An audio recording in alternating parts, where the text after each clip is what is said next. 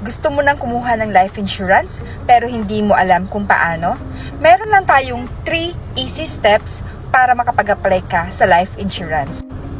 Number 1, mag-set ka ng appointment sa iyong financial advisor.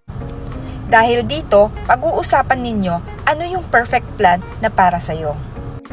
Dahil ang plan ay nakadepende sa need ng client. Depende sa gender, sa age, at sa premium na babayaran ni client.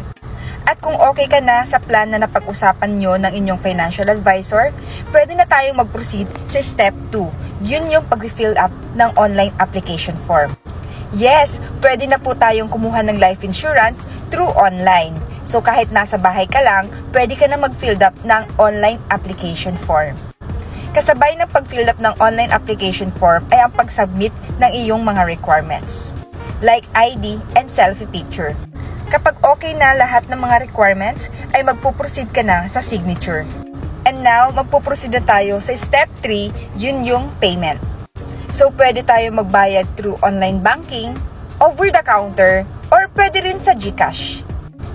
Then after, ay antayin na lang natin ang approval ng iyong life insurance.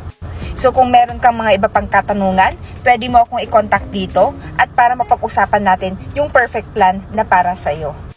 So ask Coach Ivy para sa iba pang benefits ng life insurance.